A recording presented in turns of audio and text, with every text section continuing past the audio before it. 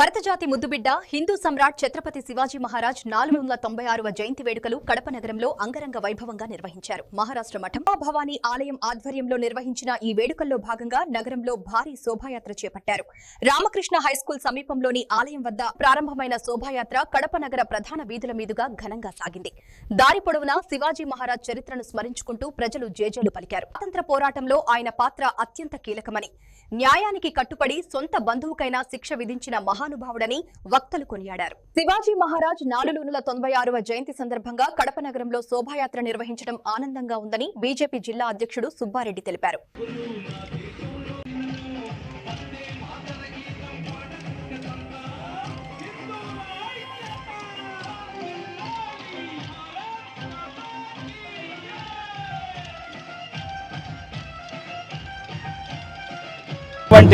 ఛత్రపతి శివాజీ గారి జన్మదినం సందర్భంగా 396వ జన్మదిన సందర్భంగా నేడు కడప నగరంలో అంబాభవాని గుడి నుంచి మొత్తం కడప నగర పురవీధుల మీదుగా అత్యంత ప్రజాదరణ కలిగినటువంటి శోభాయాత్ర ఈనాడు జరుగుతోంది.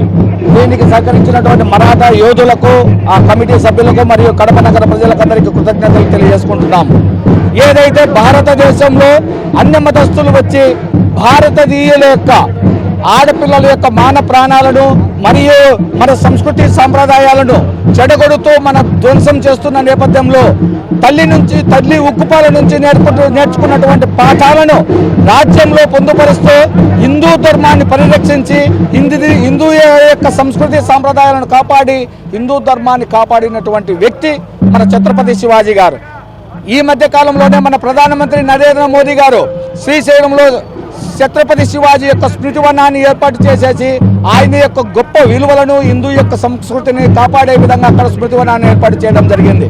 మేము ఒకటే కోరుకుంటున్నాం, పాత చరిత్రను, ఎవరైతే హిందూ ధర్మాన్ని పరిరక్షించున్నారో వాళ్ళను గత స్మృతులను పరిరక్షించుకుంటూ వాళ్ళను నేడు ప్రజలకు కూడా చిన్న పిల్లల నుంచి పెద్దల వరకు అందరూ తెలుసుకొని మన హిందూ ధర్మ సంస్కృతికి పాటుపడాలని కోరుకుంటున్నాం.